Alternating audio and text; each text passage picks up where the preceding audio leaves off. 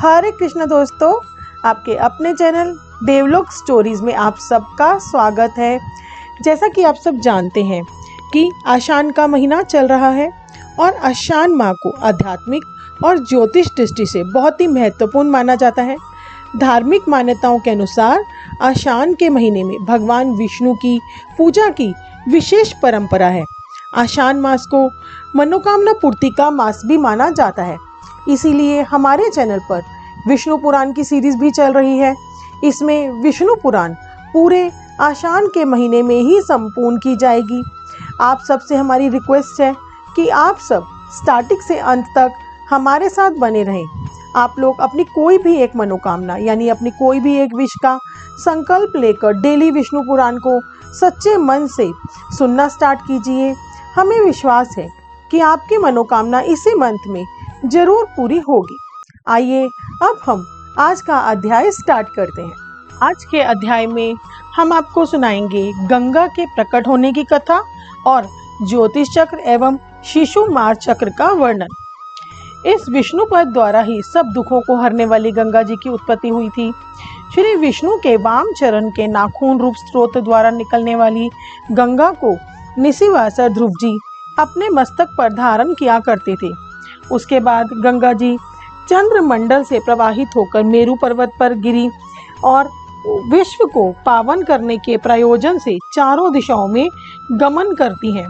गंगा जी चारों दिशाओं में बहने पर सीता, अलकनंदा, चक्षु तथा भद्रा नामक 4 नामों से विभक्त हो जाती हैं, जिनमें से दक्षिण में बहने वाली अलकनंदा को शंकर जी ने 100 वर्ष से भी अधिक अपने मस्तक पर रोका था, जिससे उनकी जटा द्वारा निकलकर पापी सगर पुत्रों की हड्डियों को बहाकर उनको स्वर्ग पहुंचा दिया था, जो शीघ्र ही मनुष्य के पापों को नष्ट कर डालती है।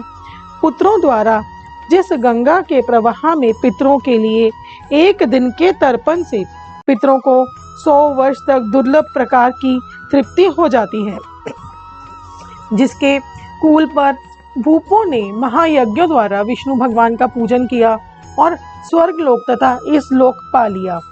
यह वही गंगा है जिनके जल में नहाने से यति जनों ने केशव भगवान में मन लगाकर उत्तम निर्वाण पद पा लिया है। यह वही गंगा है जो अपना श्रवण, इच्छा, दर्शन, स्वर, जलपान, स्नान और यशगान द्वारा ही दिन प्रतिदिन सहस्त्रों प्राणियों को पवित्र करती रहती है। यह वही गंगा है जिसका नाम कोई व्यक्ति यदि 100 योजन के अंतर पर भी ले लो, उसके जन्मों के पाप भी नष्ट हो जाया करते हैं। त्रैलोक्य का पालन करने में योग्य उस गंगा की जिसमें उत्पत्ति हुई है, वही विष्णु भगवान का तृतीय परम पद है। श्री पराशर जी कहने लगे, नभ में श्री विष्णु भगवान का जो गिरगिट का शिशुमार के सदृश तारामय रूप दृष्टिगोचर हुआ करता है, उसके पुच्छ भाग में ध्रुव स्थित है, जो स्वयं भ्रमण करता हुआ सूर्यादि ग्रहों को घुमाया करता है। उस भ्रमण करने वाले ध्रुव के साथ नक्षत्र भी चक्र के सदृश परिभ्रमण किया करते हैं। सूर्य, चंद्र, तारक, नक्षत्र तथा अन्य संपूर्ण ग्रह वायु मंडलमय डोरी द्वारा ध्रुव से संबंध है। स्वयं श्री हरि ही उस शिशुमार स्वरूप के आधार हैं। उतानपाद के बेटे ध्रुव ने उन विश्वपति की आराधना द्वारा तारामय शिशु के पुच्छ के स्थान में स्थानीयकरण किया। शिशुमार की आधारशिला भी श्री विष्णु ही है। ध्रुव का आश्रय ही शिशुमार है तथा सूर्य देव की स्थिति ध्रुव में है। जिस तरह देवासुर और मनुष्य आदि के समेत यह समस्त विश्व सूर्य देव के सहारे है, उसका वृत्तांत हे विप्र मैं तुमको सुनाता हूँ। तुम एकाग्रचित होकर सुनो। सूर्य भगवान 8 महीने तक अपनी किरणों द्वारा जल को ग्रहण करते हैं और उस रस को 4 मास में मेघ द्वारा वर्षा दिया करते हैं, जिसके फलस्वरूप अन्न उत्पन्न होता है तथा अन्न द्वारा समस्त विश्व का पालन होता है। सूर्य देवता अपनी पैनी किरणों द्वारा जगत का जल सींचकर उसके द्वारा चंद्र देवता का पालन करते हैं तथा चंद्रमा नभ में वायु प्रधान नाड़ियों के मार्ग द्वारा उसको धूप, अग्नि, वायु प्रधान बादलों में पहुंचा दिया करते हैं। यह चंद्र द्वारा पाया हुआ जल बिंदु समूह नष्ट नहीं होता, अतः वे अभ्र कहे जाते हैं। हे मैत्रेय, काल जनित संस्कार के पाने पर यह अभ्रस्त जल बिंदु समूह निर्मल बन पवन की प्रेरणा द्वारा धरती पर बरस पड़ता है। हे महाभाग, सूर्य देवता सरिता, सागर, पृथ्वी एवं प्राणियों से उत्पन्न 4 तरह के जल बिंदु समूह का आकर्षण किया करते हैं। वे सूर्य भगवान आकाश गंगा के जल को ग्रहण करते हैं और उसको बादलों आदि के बिना ही अपनी रश्मियों द्वारा ही शीघ्र धरती पर वर्षा दिया करते हैं। हे द्विज, उसके छूने मात्र से पापों के धुल जाने के कारण प्राणी नरक में प्रवेश नहीं कर पाता, इसलिए वह उसको दिव्य स्थान कहते हैं। आकाश गंगा का जल क्या होता है? बिना बादलों के सूर्य भगवान के निकलते हुए भी जो जल बरसता है वह सूर्य देवता की किरणों द्वारा बरसाया जाता है और इस प्रकार जल आकाश गंगा का जल हुआ करता है। इसी को आकाश गंगा का जल कहते हैं। जो जल सूर्य के निकलते हुए अयुग्म नक्षत्रों में बरसता है उसको दिग्गजों द्वारा बरसाया हुआ आकाश गंगा का जल मानना चाहिए। रोहिणी तथा आद्रा आदि समान संख्या वाले नक्षत्रों में जो जल सूर्य के द्वारा बरसता है वह सूर्य किरणों द्वारा बरसता है तथा आकाश गंगा का जल होता है। सम और विषम नक्षत्रों में बरसने वाला आकाश गंगा का जल दिव्य होता है। यह पावन होता है और मनुष्यों के पाप को नष्ट करता है। हे विप्र, जिन जल बंधुओं के समूह को मेघ बरसाते हैं वह जल प्राणियों के जीवन के हेतु अमृतवान हुआ करता है तथा यह जल औषधियों को पोषित करता है। हे द्विजोतम, उस वर्षा का जल प्रजा वर्ग का साधन होता है। बरसात द्वारा औषधि तथा अन्न पकते हैं जिससे यज्ञानुष्ठान संपन्न होते हैं और देवताओं की संतुष्टि होती है। इस तरह समस्त यज्ञ, वेद, ब्राह्मण, क्षत्रिय, वैश्य, शूद्र वर्ण संपूर्ण देवता तथा प्राणी आदि वर्षा पर ही अविलंबित हैं। हे मुनिश्रेष्ठ, अन्न की उत्पत्ति करने वाली बरसात इन सबको धारण कर लेती है। उस बरसात का जन्म सूर्य द्वारा हुआ करता है। हे विप्र, उस सूर्य का आधार ध्रुव ही है और ध्रुव का आधार शिशुमार का आधार श्री विष्णु भगवान है। उस शिशुमार के हृदय में श्री हरि की स्थिति है जो संपूर्ण प्राणियों के पालन करने वाले और आदिभूत सनातन पुरुष हैं। 12 सूर्यों के नाम एवं अधिकारियों का वर्णन श्री पराशर जी कहने लगे। अवरोह एवं आरोह के कारण सूर्य देवता का 1 साल जितनी चाल है उस पूरे मार्ग की दोनों काष्ठाओं का अंतर 1 सैकड़ा ऊपर 80 मंडल माना गया है। सूर्य देवता के रथ पर प्रति महीने आदित्य, ऋषि, गंधर्व, अप्सरा, यक्ष, सर्प तथा राक्षसगण निवास करते हैं।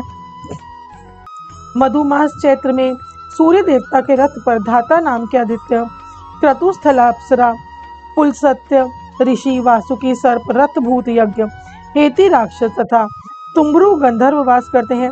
वैशाख के महीने में सूर्य के रथ पर अर्यमा नाम के आदित्य, पुलहा ऋषि, रथौजा यज्ञ, मुज्जिक स्थला नामक अप्सरा, प्रहेति राक्षस, कच्छबीर सांप तथा नारद नाम के गंधर्व रहते हैं। हे मैत्रेय, ज्येष्ठ के महीने में सूर्य देवता के रथ पर मित्र नाम का आदित्य, अत्रि ऋषि, तक्षक नाग, पौरुषे राक्षस, मेनका नाम की अप्सरा, हाहा नामक गंधर्व तथा रत्स्वन यक्ष रहते हैं।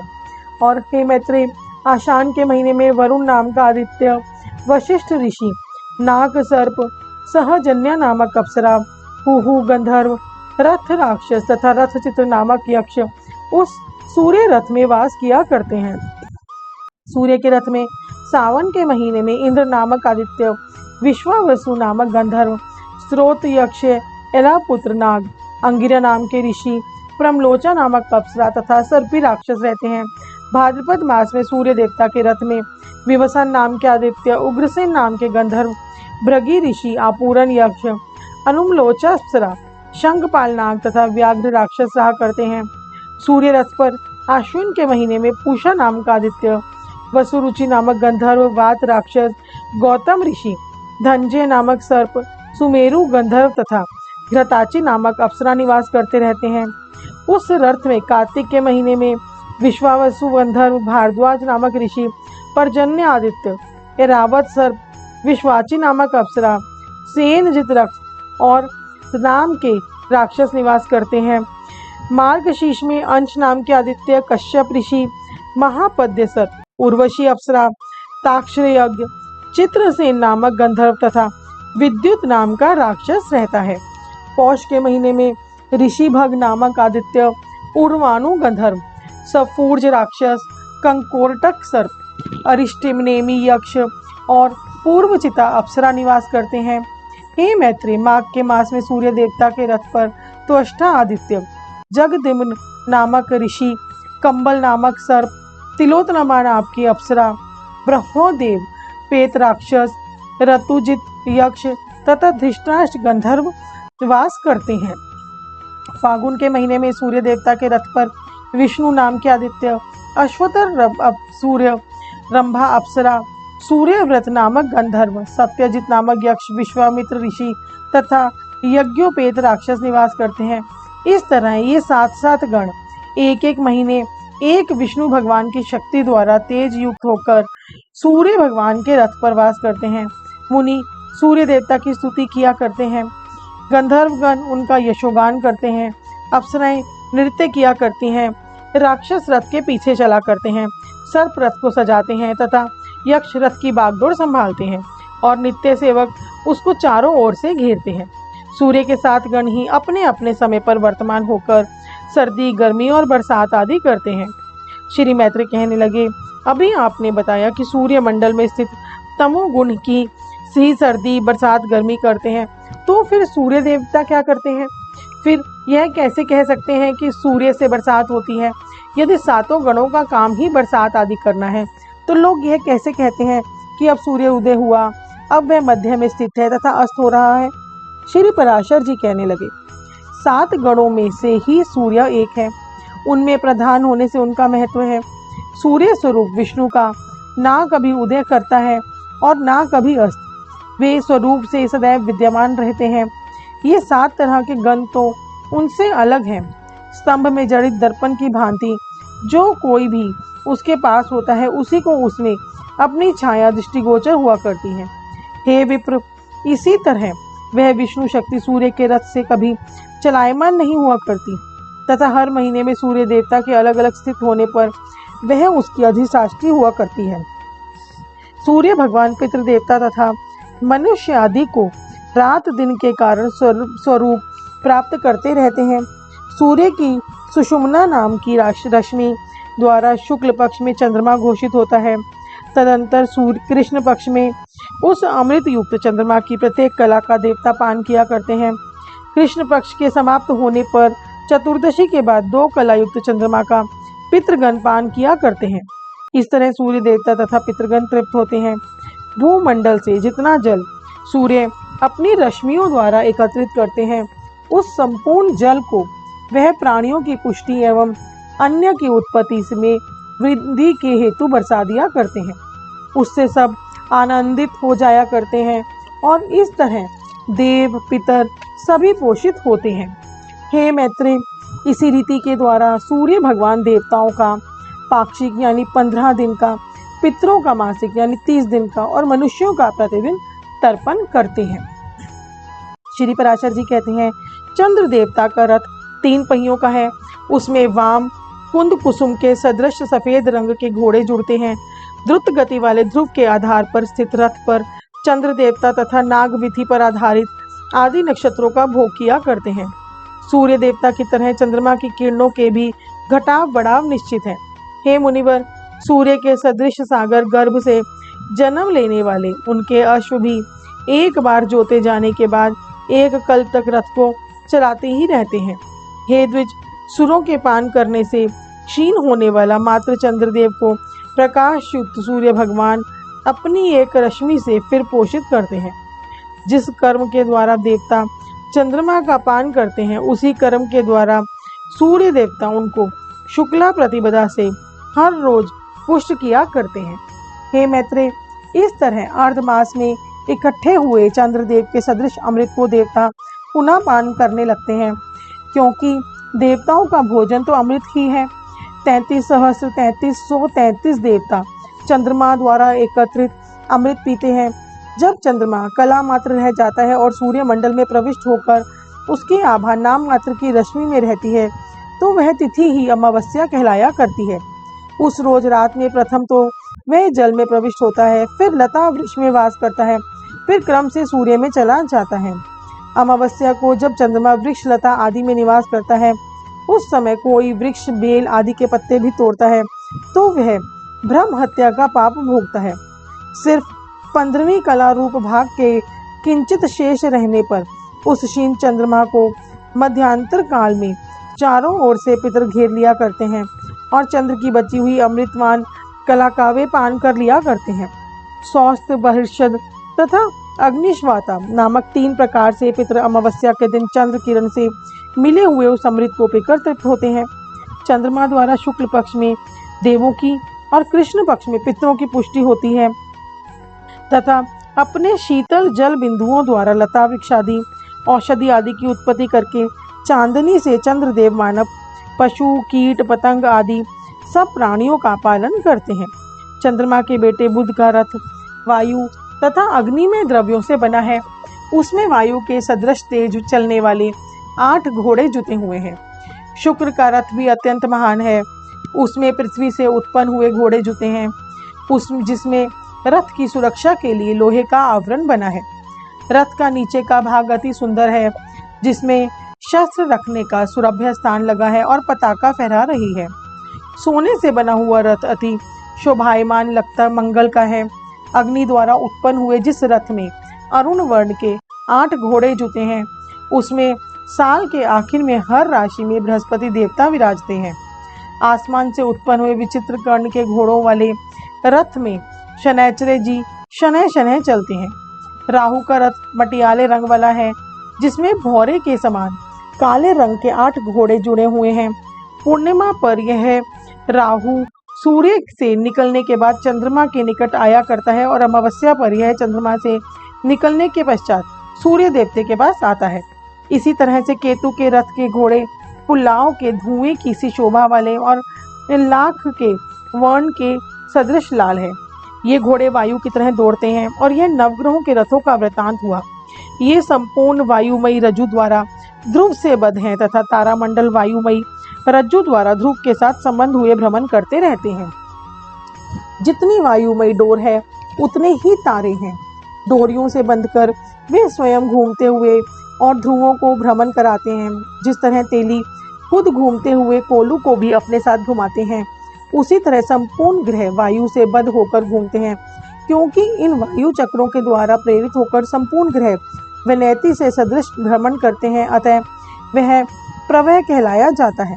रात के समय शिशुमार चक्र का दर्शन करने से दिन में किए हुए पापों से मनुष्य मुक्त हो जाते हैं और आकाश मंडल में जितने तारे इसके आधारित हैं उतने ही अधिक वर्ष तक जिंदा रहा करते हैं। उतानपाद उसके ऊपर की थोड़ी तथा यक्ष नीचे की ओर। धर्म ने उसके माथे पर आधिपत्य कर रखा है। उसके हृदय में श्री हरि हैं। पूर्व दिशा के दोनों चरणों में अश्वनी कुमार स्थित हैं और जांघों में वरुण तथा अर्यमा भी स्थित हैं। उसका शिश्न संवत्सर है। मित्र ने उसके अवमान देश को आधारित किया है और अग्नि, महेंद्र, कश्यप तथा ध्रुव अपनी स्थिति पुच्छ भाग में रखते हैं।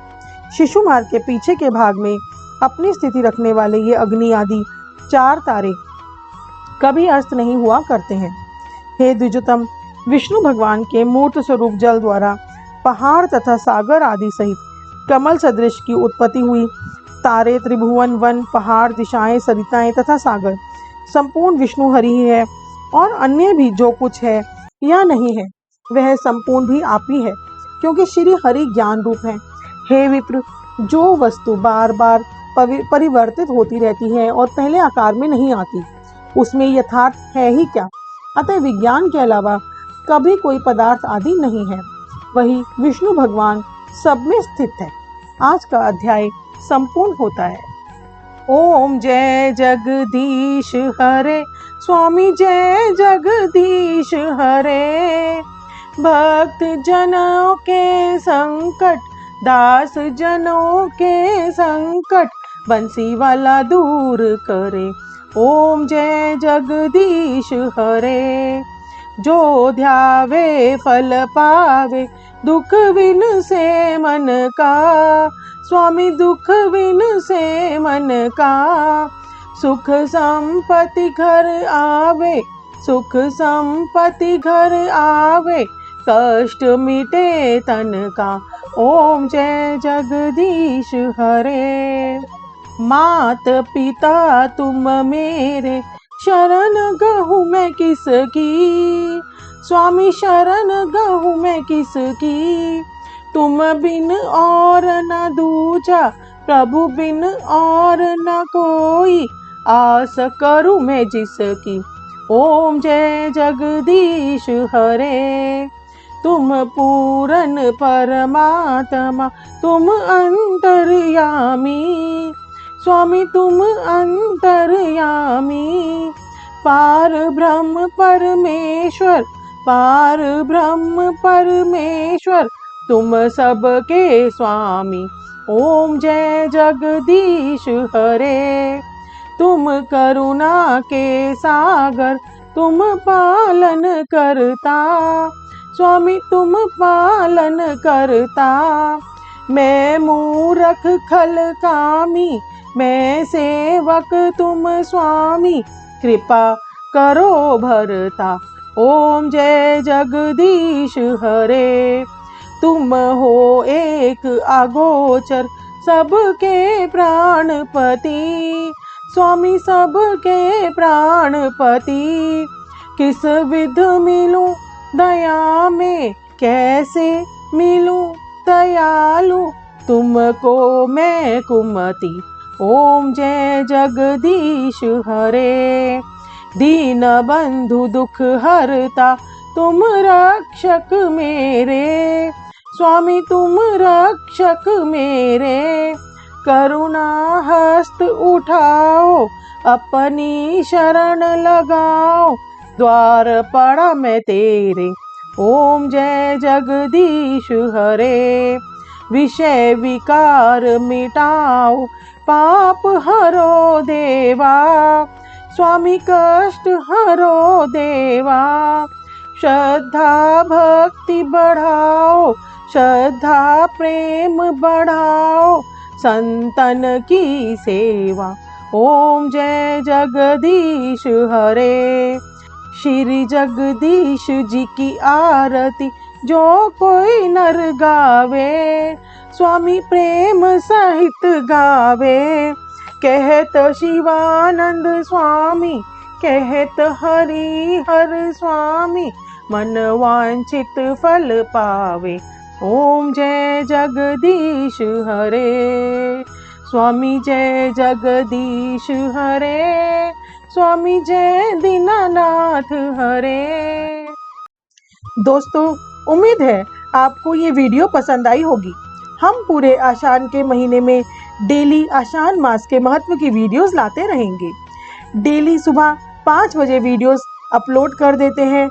आप सब हमारे चैनल को सब्सक्राइब कीजिए और बेल आइकन भी प्रेस कीजिए, जिससे जैसे ही हम कोई भी वीडियो अपलोड करेंगे आपके पास नोटिफिकेशन आ जाएगा। आप सबका दिन मंगलमय हो। धन्यवाद दोस्तों।